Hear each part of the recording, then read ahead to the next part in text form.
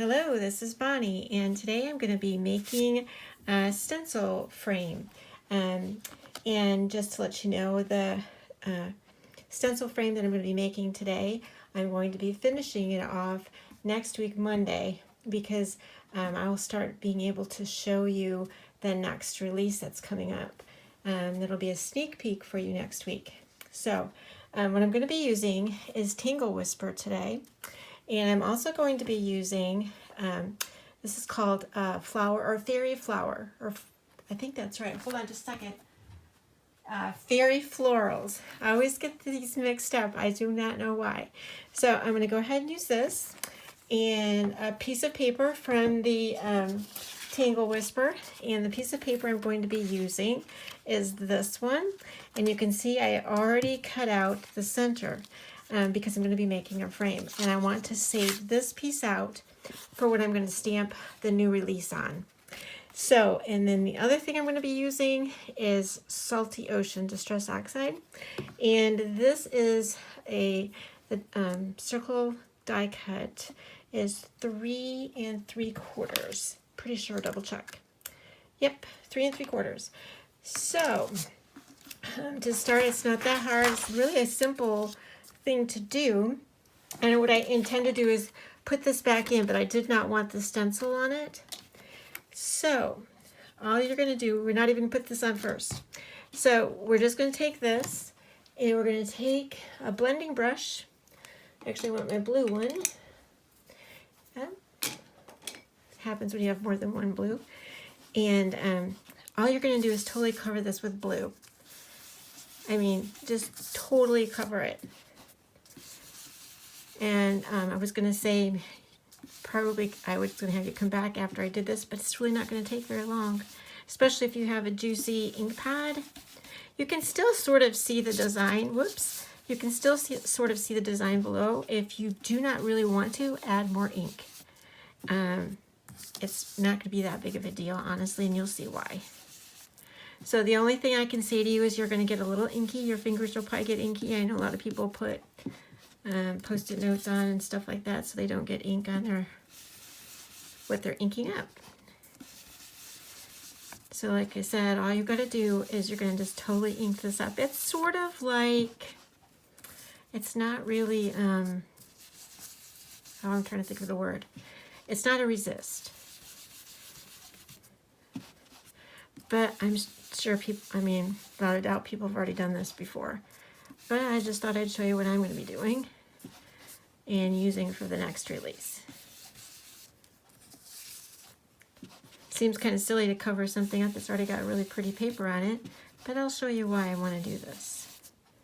I accidentally have done it with a couple already, didn't even know. And I thought, well, gee, maybe I should share that idea. But like I said, maybe everybody knows it, but it'll still be fun. Almost done. And I'm using one that has a lot of different colors behind it. And like I said, once you see what I'm doing, just experiment and try different papers. And it also makes a difference in terms of, look at my fingers, also makes a difference in terms of what colors you put on the top too. So now we've got that all set up, right? Then now you're going to take, and you're going to just set that on top. And actually, what I really like, I think I'm going to turn that around. I like it this way. Okay. What I really liked to do is when it has more open space in the background. I think those stencils are really cool. The one I really like is, I think it's Fairy Hugs, Fairy Spirals. No, Spirals. Oh, it's not Spirals. I can't remember. Swirls. It's Fairy Swirls. That's my favorite one.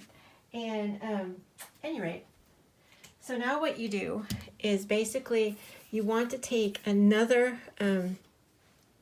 blending brush, and probably one that doesn't have much of anything on it. Now, if you use something that has something on it, it will be transferred on to what you're doing right now.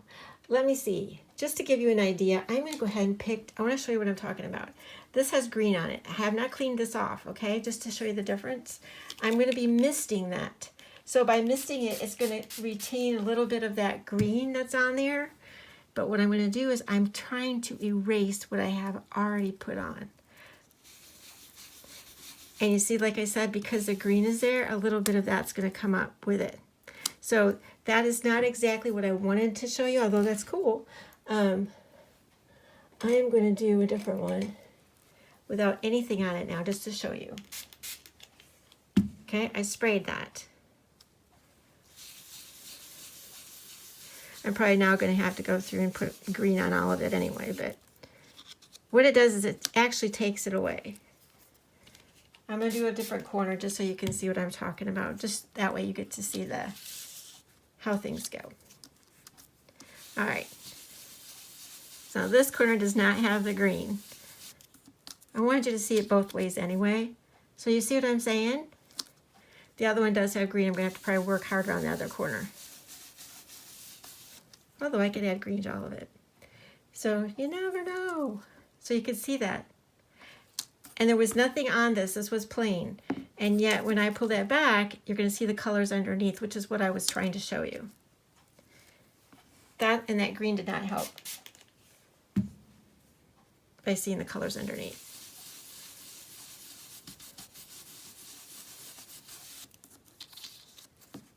See, and that's what you're seeing. Well, here, I don't know if you can see that, but we're seeing the colors underneath by doing it this way. And I am going to try to get that green off the other side.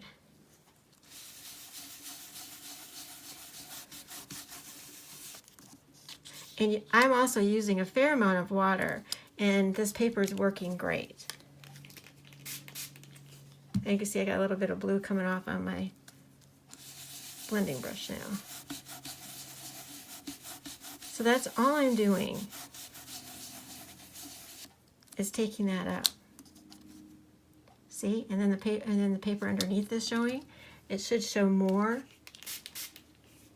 and I can get it probably to show up more.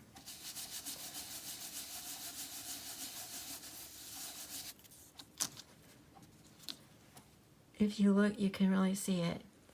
It's really pretty. It's not the big bold color that it was before, or not so much bold, but as prominent, but it's a hint. It's a hint of what's beneath.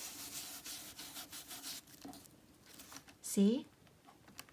And you can see it coming more as the water soaks in. I gotta get rid of that green. We'll do it. Either that or I'll just do something special up there in that corner. I always like to make things work. See?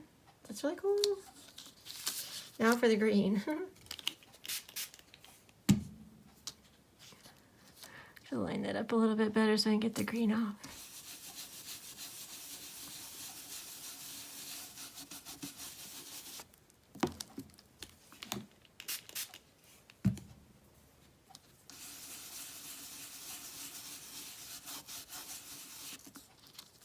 Yeah, it's going to probably keep that green. But that's okay, because we'll just make that work. And it did too. See? It's keeping the green. But you know what? I think I'm going to add green to the other parts just because of what I'm doing next week. I could use the green.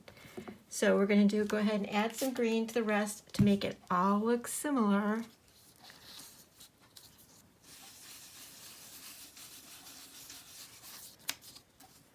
Yeah.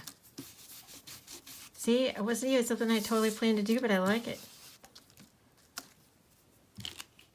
So one way you can use your dirty blending brushes is to add color. And it works. Let's take a look. Let's take a peek.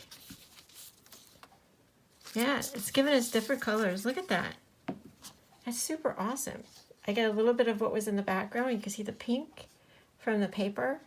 I don't know if you can see it, but the pink is in there. You can really see it here.